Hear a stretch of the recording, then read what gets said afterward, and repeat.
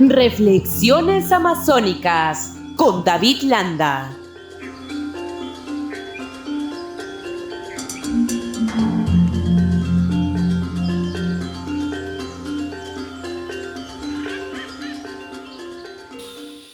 Y estamos en conexión con David Landa desde Moyobamba con un hermoso paisaje, ese jardín botánico, ¿no?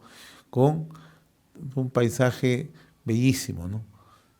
David, qué gusto saludarte. ¿Cómo te va? Buen día, muy amable como siempre. Muy buen día, mi querido José, y siempre agradeciendo a RCR y tu conducción por esta ventana de opinión y reflexión sobre los asuntos que atañen a la Amazonía en general. Hoy el tema que nos convoca es la protección de la Amazonía, un asunto de supervivencia. ¿Por qué es un asunto de supervivencia y por qué no se han hecho las cosas bien? Sí, pues dos preguntas, o una pregunta con dos componentes de respuestas muy amplias, ¿no? En realidad, la región amazónica en general, pues es un depositario de formas de vida increíbles, necesarias para la supervivencia del ser humano, tanto actual y de cara al futuro, ¿no? Las cifras son extremadamente impresionantes cuando uno empieza a indagar y ve pues que nuestro contenido, por ejemplo, en especies zoológicas va más allá de las 3.900 especies, ¿no? En el tema de flora, eh, eh, en el tema de flora vamos más allá, casi 18.000 especies de flora que tenemos ¿Y acá. Y tenemos un no quiere inventario decir, real? ¿Tenemos un inventario real o faltan cosas por descubrir, mi estimado David? cada día se descubre más, cada día se descubre más. Y claro, y los descubrimientos a veces se dan por investigación focalizada, ¿no? Por ejemplo, los buscadores de especies exóticas especializados en orquídeas, año a año van descubriendo una nueva especie de orquídeas, ¿no? Y así podríamos hablar si se focalizan en temas de musáceas, ¿no? Estas heliconias, pico del oro, que le llaman, seguramente iríamos encontrando mucho más especies que podríamos ir trabajando sus cruzamientos, su incorporación al mercado, generando economías ahí. Y qué decir, pues, de los microorganismos, ¿no? Que son tantísimos que hay. Y claro, ir también previniendo algunos temas, como la aparición de otras pandemias por efectos zoonóticos, o sea, la transmisión de virus o bacterias que de los animales a los seres humanos por actividades ilegales o lo que puede ser. Entonces, eso por un lado, y por el otro lado, pues, el asunto, la segunda parte de tu pregunta, ¿no? Todo esto puso en peligro porque tenemos una intervención nefasta, antitécnica, absolutamente de nula inteligencia en este territorio vasto, que se conecta a una visión, en el caso de Perú, de Estado absolutamente miope referente a cómo gestionar este territorio. Esos son, diríamos, un esbozo muy, muy somero de respuesta a tu tan importante pregunta, ¿no? Ahora, cuando hablamos de cómo protegemos nuestra Amazonía, y hay amenazas constantes, ¿no? Uno es la minería ilegal, el otro es la deforestación, ¿no? El diagnóstico se conoce, la ubicación la conocemos. ¿Quiénes están detrás de esto? También, o sea, no es un hecho nuevo. Nuevamente, insistimos en la misma pregunta, tanto tú como yo, las veces que hemos conversado, ¿no? ¿Por qué no actuamos? ¿Por qué no somos capaces justamente de proteger a la Amazonía? Lo que ocurre es que justamente esto se conecta con el esbozo de respuesta a la segunda parte de la pregunta anterior que me hacías. Si no estamos mirando con atención prioritaria a este vasto territorio y rico de la Amazonía, el 70% de nuestro territorio nacional, estas actividades van a seguir y van a poner en peligro a todos. Y cuando digo todo, me refiero a todos los peruanos o a todos los que habitan este bosque tropical, uno de los más grandes del planeta, más extensos, que es la Amazonía. Y no me refiero a un efecto global, ¿no? Nosotros somos aquí los que concentramos la absorción de la mayor cantidad de carbono, ¿no? Dióxido de carbono, etcétera. Nosotros acá generamos toda esa regulación climática global, ¿no? Pueden decir que en la costa, en Lima, o no sé, pues en París, qué poco importa, sobre todo para nosotros en este caso en Lima, ¿no? Donde hay una miopía de manejo de parte del Estado hacia la Amazonía. Entonces, ¿qué nos interesa tanto el tema? ¿Qué tiene que ver con nuestro clima? No tiene que ver, por supuesto, con el clima. Ya en secuencias anteriores, en estas reflexiones amazónicas, hablamos de los ríos voladores, ¿no? Y cómo es su efecto de regulación del clima global. Entonces, eso es muy importante. Por eso es que, cuando tú dices, ya tenemos ubicados los sitios, ya sabemos, tenemos los diagnósticos, sabemos qué actividades los hacen, pero no intervienen porque definitivamente no se les está dando prioridad a este asunto. Y ahí nosotros enfatizamos en que, por ejemplo, cuando tú hablas de minería ilegal, tenemos ubicado dónde están aplicadas estas intervenciones. Entonces, si ya las tenemos mapeadas y sabemos los efectos que todo el daño grave que causa, toda la contaminación de mercurio en los ríos, la infestación de mercurio en los peces, la mota, por ejemplo, que se consume, ese pez totalmente contaminado de mercurio, entonces, y generan una deforestación vasta, y teniéndolos ubicados los lugares, no entramos ya a políticas no de ordenamiento territorial, sino buscando generar áreas de conservación y regeneración. Yo quisiera que subrayes esta última, digamos, calificación.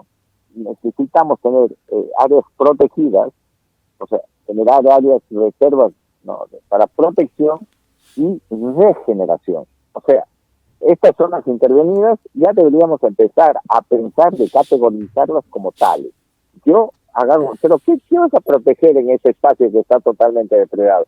Precisamente porque lo voy a proteger para propiciar su regeneración, ¿no?, de toda la microfauna y la non-fauna que puede haber ahí, y hacer suelo nuevamente para que pueda generar y hacer un ambiente amigable para toda una complejidad ecosistémica en el lugar, ¿no? Entonces, necesitamos implementar ese mecanismo, vuelvo a subrayar, de áreas de conservación, adicionalmente con la otra categoría de regeneración ecosistémica, ¿no?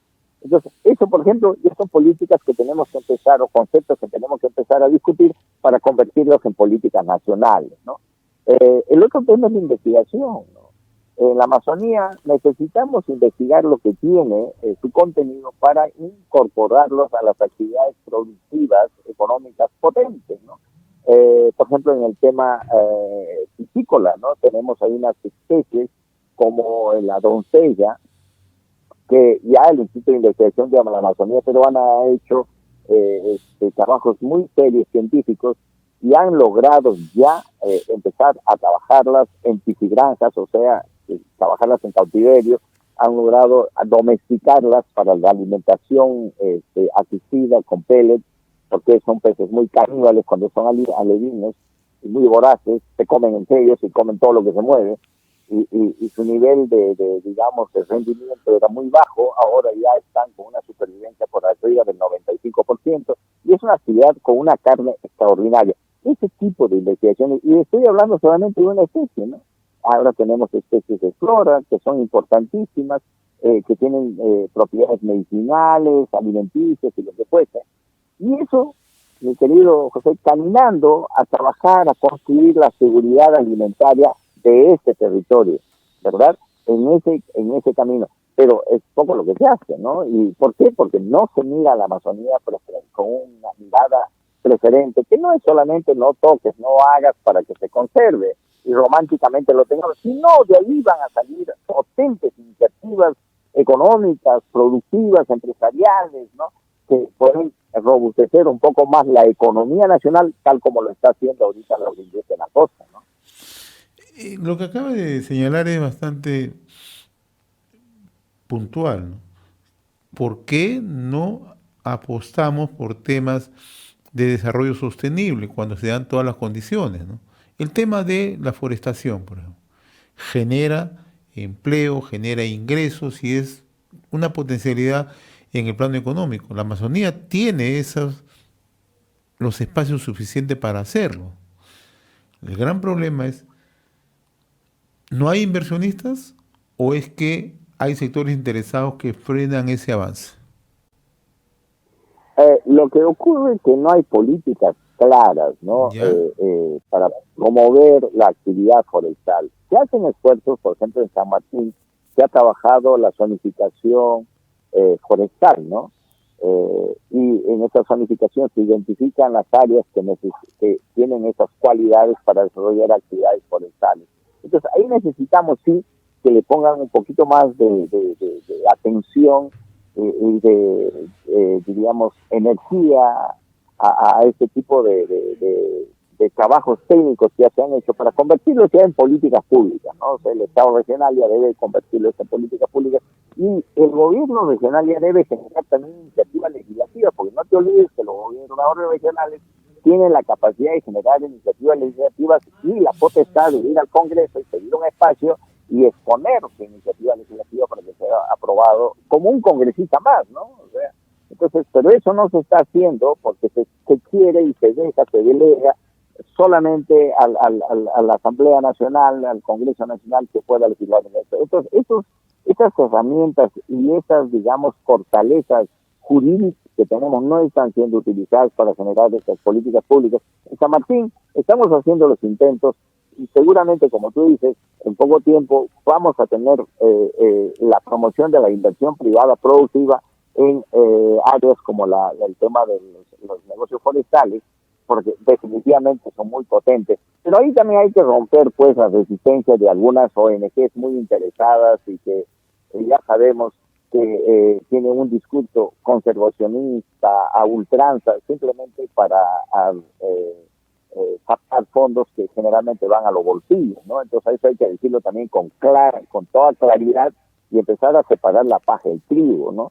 Y estas organizaciones a veces son los más grandes obstáculos porque motivan a la población con un discurso ambientalista muy hipócrita para frenar algunas intervenciones productivas y que puedan redundar en beneficio de la población, ¿no? Y del país, ¿no? Mírate tú, tenemos inmensas áreas para desarrollar actividades productivas. En el caso de San Martín, el 16% del territorio tiene aptitud forestal y eso es 10, 15, 20 veces más digamos, voluminoso que lo que Chile dedica para las actividades forestales, ¿no? Y sin embargo, acá solamente generamos a nivel nacional 20 millones de dólares por exportaciones de temas que derivan de las actividades forestales, y Chile va por los, creo que 1.400 o 2.000 millones de dólares, ¿no? Entonces hay una cosa que no está bien, pues. Y otro tema, cuando hablamos también, David, de la protección de la Amazonía, es que estamos haciendo por la seguridad alimentaria, ¿no? Que puede servir justamente la gran despensa, al igual como tú mencionabas hace unos instantes, de aprovechar la agroexportación en costa. ¿Por qué no podemos hacerlo en zona amazónica? Mira, todo eso se relaciona pues con la investigación y la transferencia tecnológica. Así es. En suma, en resumen, se refiere al conocimiento. Y creo que en el Perú en general no se entiende que la inversión en investigación da cuantiosos beneficios económicos y de tranquilidad y de paz como consecuencia, ¿no? Bienestar en todos los sentidos.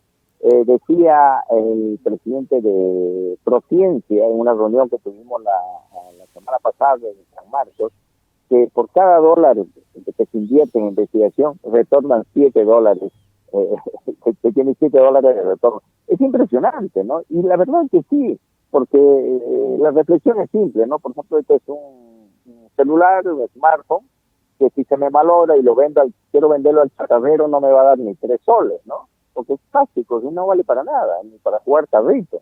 Pero si así funcionando, va por los 5.000 o 4.000 soles. Lo que se está ahí agregando valores del conocimiento, y eso tiene mucha coherencia con lo que decía el presidente de Prociencia, ¿no? Entonces, acá necesitamos trabajar ese tema de seguridad alimentaria, pero enfocado al énfasis que le tenemos que dar al incremento del conocimiento y la calidad y la eficiencia de las actividades, por ejemplo, agropecuarias. Necesitamos producir más y de mayor y mejor calidad en espacios reducidos, ¿no? Tipo Costa Rica. Y ahí no tenemos que inventar la pólvora. Insistimos, y creo que es la tercera vez que lo voy a mencionar en las regiones amazónicas, una institución como el CATIER y Costa Rica aquí en Perú. En último caso, que venga una filial de CATIER a San Martín, por ejemplo, ¿no? Necesitamos eso para que pueda interactuar ¿con qué? Con el Instituto Nacional de Investigación de la Amazonía Peruana, ¿no? El IAP, ¿no? haciendo sinergias productivas importantes para trabajar estos niveles de eficiencia encaminados a la seguridad alimentaria. Y por el otro lado, manejar bien nuestros recursos, ¿no? Por eso es que el tema de la investigación para poner en valor algunas especies, como mencioné, la doncella, que lo está trabajando ya exitosamente, eso convertirlo, digamos, en actividades económicas importantes, ¿no? Eso es lo que tendríamos que hacer. Pero estamos en toda esta reflexión, estamos motivando desde el colectivo M500 esta apertura de mente y sobre todo que los políticos aprendan algo, a someterse a la dictadura del conocimiento, ¿no? Eso es, y no que se les ocurra pachotar y querer hacerlo por ser simplemente populistas, ¿no? Y el otro tema que acabas de citar, ¿no? Que también es otra potencialidad, el tema de la piscicultura, ¿no? Y tiene espacio, tiene posibilidad de desarrollarse, tiene mercado. Y no solamente en San Martín, sino en las otras regiones, ¿no? No. Por ejemplo, piscicultura. Claro. Si hablamos, si estamos haciendo en la costa agroexportación, porque antes teníamos una actividad agrícola muy doméstica, muy localista, trabaja, produce tu loche en Chiclayo para que enriquezca tu ceviche y tu arroz con pato y qué sé yo. No. Se han empezado a utilizar los espacios para estos herbáceos, arenales, con tecnología y todo para trabajar una digamos, iniciativas económicas potentes y que ahorita le están dando 10.000 millones de dólares al país. En tan poco tiempo ya hemos desplazado a Chile, Argentina, Brasil y muchos otros, hasta España con el tema del pimiento piquillo, ¿no? Pero en la Amazonía igual, ¿no? Si nosotros empezamos a ver, lo que estás exhibiendo ahí, por ejemplo, en la pantalla es una doncella. Este es un pescado, es una carne muy fina, muy fina. Tienes el paique, tienes la doncella, tienes el paco, ¿no? La gamitana, y han logrado un híbrido que es la pacotana, que es la hibridación del paco con la gamitana. Y sobre todo la doncella que tiene con el paique unas preferencias en el mercado internacional espectaculares, ¿no? Ya que se trabajó con la domesticación, por ejemplo, en el caso de la doncella, seguramente ahora necesitamos que los gobiernos regionales promuevan la inversión en aquello, generando regulaciones de la mano con el gobierno nacional para que se pueda motivar la inversión en ese sentido. Y ya no solamente estaríamos dando seguridad alimentaria a nuestras poblaciones aquí en la Amazonía, sino que estamos exportando esos digamos, pescados valiosísimos que tenemos, como que ya incipientemente se está haciendo con el país, ¿no? Entonces, yo creo que tu pregunta es absoluta y tu motivación es pertinente, porque así como hay que generar plataformas, pues, ¿no? Hay que generar incentivos, ¿no? Hay que exonerarles de algunas cargas tributarias, hay que bajarle de repente el impuesto a la renta, a esas actividades, para hacer atractivo y para que las inversiones vengan, ¿no?